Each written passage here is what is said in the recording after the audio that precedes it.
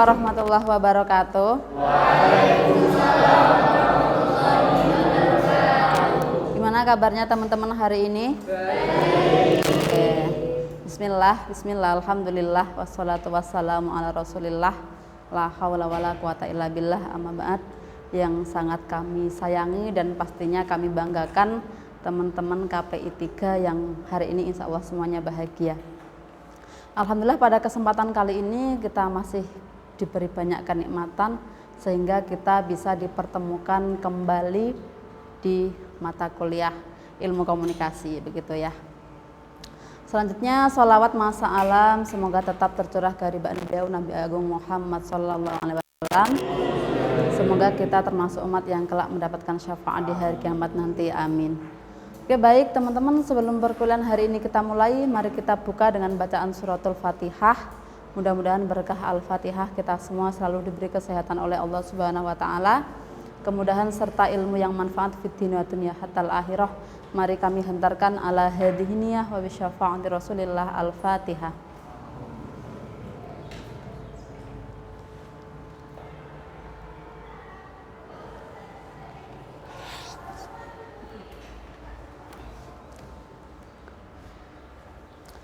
Oke ya, hari ini di pertemuan ke-13 kita akan membahas terkait komunikasi politik dan komunikasi antar budaya. Capaian pembelajaran mata kuliah yang diharapkan di mata kuliah ini, di pertemuan ini, yang pertama menerapkan sikap tanggung jawab ya dan etika akademik. Selanjutnya bagaimana kita mampu memahami tentang keilmuan di bidang komunikasi antar budaya dan komunikasi politik. Di ilmu komunikasi ada bahasanya tentang komunikasi politik dan juga komunikasi antar budaya. Selanjutnya bagaimana kita mampu menerapkan teori dan praktek terkait komunikasi antar budaya dan juga komunikasi politik. Nah, selanjutnya bagaimana kita sebagai mahasiswa mampu menerapkan pemikiran secara kritis dan logis serta sistematis dan inovatif juga dalam komunikasi antar budaya dan juga komunikasi politik. Dan yang terakhir, mampu menerapkan dan membiasakan bagaimana kita berkomunikasi secara baik dan efektif. Nah, selanjutnya ini ada indikator dari capaiannya nanti, karena ada 5. Yang pertama, silahkan nanti teman-teman mampu memahami terkait komunikasi politik. Setelah memahami dipelajari di kelas, teman-teman mampu menjelaskan apa itu komunikasi politik. Yang ketiga, mahasiswa mampu memahami komunikasi antar budaya. Yang keempat, setelah memahami, mahasiswa mampu menjelaskan tentang komunikasi antar budaya. Dan yang kelima, ini yang paling penting juga, mahasiswa mampu menemukan dan mendeskripsikan terkait kasus-kasus yang ada tentang komunikasi antar budaya di daerah masing-masing boleh, dan juga terkait isu politik. Nah, ini yang paling penting. Nah, silahkan materi ini sudah saya share di Google Classroom, materi terkait pertemuan ke-13 ini, dan juga di drive. Silahkan nanti teman-teman bisa dibaca ya. Setelah itu ada tugasnya ada 2, tugas mandiri dan juga tugas terstruktur ya. Ada tugas yang seperti biasanya, yakni teman-teman tugasnya adalah meresum sebagaimana biasanya. Setelah materi saya unggah, silahkan nanti dibaca, setelah itu diresum di masing-masing karena ini tugasnya mandiri. Yang kedua ada mendeskripsikan hasil temuan tadi komunikasi antar budaya. Yang ketiga ada mendeskripsikan dari isu yang ditemukan, isu menarik dari isu politik. Nah, selanjutnya hasil resum dan juga hasil deskripsi analisis dapat ditulis minimal 1 halaman A4 minimal ya. Nah, itu untuk semua mahasiswa. Untuk tugas kelompoknya masih seperti biasa mendiskusikan atau presentasi terkait temuan-temuan yang ada ini nanti untuk penilaiannya di instrumen penilaian ada unsur afektif, kognitif dan juga psikomotorik ya dari Itu sebenarnya memang yang kami sampaikan di semua unsur perkuliahan, itu yang akan kami nilai. Begitu ya. Nah, ini untuk materi yang sudah saya unggah di Classroom dan sudah saya unggah di Drive, begitu. Oke, ya. Oke, selanjutnya presensi, ya. Mas Hoirul, oke. Mas Akil.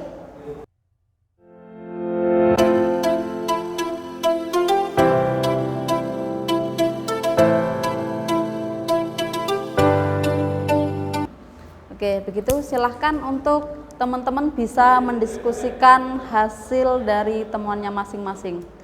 Ini diskusi kelompok ya. Monggo untuk para presentator kami persilakan. Assalamualaikum warahmatullahi wabarakatuh.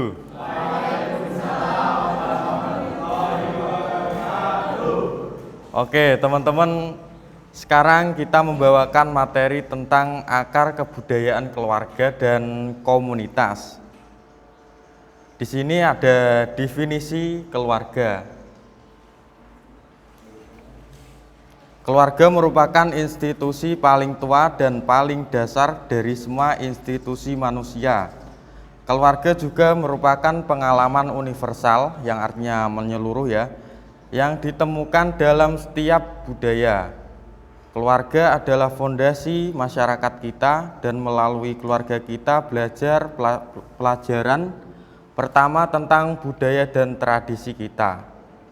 Saat kita tumbuh dewasa, kita terus belajar dari keluarga kita, dan mereka menjadi penghubung penting dengan masa lalu dan warisan budaya kita. Lalu selanjutnya saya akan menjelaskan tentang keluarga sebagai akar kebudayaan ya. Karena budaya itu bersifat dinamis, budaya itu selalu berubah dan berkembang sesuai dengan perkembangan zamannya.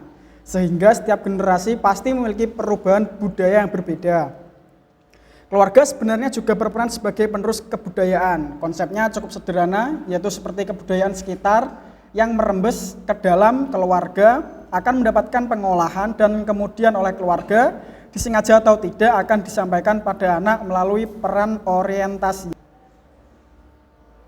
Ya, saya cukup karena biasanya sudah selesai. Ya, kalau ada yang bertanya silakan. Di situ dikatakan kalau semisal keluarga itu tuh memberikan anaknya budaya, katakanlah seperti itu. Apakah dalam sikap, kan ada yang ciri khas keluarga, yang ciri khas orang pelit, apakah kayak gitu tuh termasuk budaya, penurunan budaya? Contohnya keluarga kan ada sejak interaksi kedua manusia, ya laki-laki dan perempuan lah. Terus saat itu ada lahir seorang anak. Ini semisal ya, saya cerita kata pengantar, semisal menganut cerita di Indosiar. Ada seorang anak itu dia dididik dengan karakter yang keras, tetapi diimbangi dengan karakter yang lemah.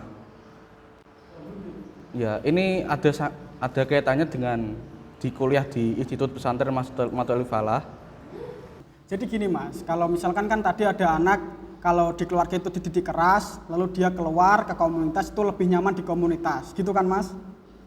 Nah, itulah kenapa keluarga dan komunitas itu saling berhubungan ya Mas ya. Karena kan pelajaran pertama tadi di keluarga, lalu di pelajaran kedua itu di komunitas itu sendiri. Jadi kalau menurut saya bagaimana cara orang tua itu menyadarkan, ya mungkin mereka bisa bilang kepada orang tua itu, bilang kepada yang mempunyai komunitas itu, orang-orang alim itu, orang tua itu ingin orang alim itu membujuk anaknya Mas. Tepuk tangan untuk kelompok 1 ya.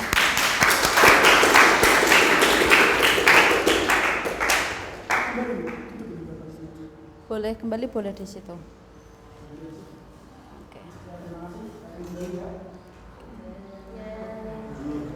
Nah, oke, jadi ini adalah temuan dari kelompok 1 terkait budaya yang ada di keluarga. Nah, bisa saya simpulkan nanti. Jadi temuan di kelompok 1 ini adalah budaya yang ada di keluarga. Bagaimana keluarga itu adalah komunitas pertama yang bagaimana bisa membentuk budaya. Nah, apa kira-kira contoh budaya yang ada dalam keluarga? Misalnya, 1. Nah, kita juga implementasikan dengan nilai dasar sholih akrom yang ada di Institut Pesantren Matholiul Falah. Ada berapa? 9 plus 1. Nah, dalam nilai dasar sholih akrom, misalnya budaya dalam keluarga. Nah, temuannya 1, budaya disiplin. Nah, bagaimana ada budaya disiplin istiqomah dalam NDSA. Jadi keluarga mengajar bagaimana bangunnya subuh atau bangun jam 3 pagi. Bagaimana berangkat sekolah, berangkat kerja itu disiplin. Sarapan jam berapa, bangun jam berapa, sholatnya jam berapa, itu keluarga mengajarkan budaya disiplin. Ada juga ya budaya jujur, mengajarkan kejujuran ya. Orang tua kita mengajarkan kejujuran. Bagian dari nilai dasar sholih akrom. Ada lagi budaya kejuangan, misalnya kifah ya. Ada juga budaya mandiri, kejuangan, iktimat alan nafas. Bagaimana kita ketika ditimpa masalah itu fokus pada solusi, tidak fokus pada masalahnya. Nah, banyak sekali. Ada juga bagaimana zuhud. Nah, ya, nilai dari zuhud itu bagaimana seseorang tidak hanya menilai dari dunia, tidak keduniawian, tapi ada nilai-nilai baik yang lain. Ada juga apa? Tawasud, nilai tengah. Jadi itu juga harus adil, nilai tengah. Ojo mikir kenapa saudaranya terus dibela, tapi membela kebenaran. Banyak sekali sebenarnya yang kita implementasikan dari nilai dasar sholih akrom, amanah tadi, jujur, disiplin, ya kan? Bagaimana ada nilai barokahnya. Jenengan kuliah di Institut Pesantren Matholiul Falah juga bisa jadi dapat barokahnya dari para masyayikh. Kalau nggak ada silahkan bisa mereview ya. Oke, saya pengen lihat dari hasil review mata kuliah hari ini. Silakan dari teman-teman laki-laki 1, perempuan 1. Bisa, oke, monggo berdiri ke depan ya. Bismillahirrahmanirrahim. Assalamualaikum warahmatullahi wabarakatuh. Saya akan mereview sedikit pelajaran yang sudah disampaikan oleh Bu Asia dan juga teman-teman. Jadi tadi kita belajar tentang garis besarnya itu komunikasi budaya di keluarga gitu. Jadi di keluarga sendiri adalah tempat pertama kita diajarkan untuk berbudaya, untuk berbicara, untuk berkomunikasi, dan juga seperti kata Kak Jalal, salah satunya berpikir gitu. Lalu bernyambung dengan materi yang kemarin tentang komunikasi budaya juga. Semua mari kita tutup dengan bacaan hamdalah bersama. Alhamdulillahirabbil alamin. Baik, dari saya kurang lebihnya mohon maaf. Akhirul kalam wallahul muwaffiq ila aqwamit thoriq. Wassalamualaikum warahmatullahi wabarakatuh. Waalaikumsalam.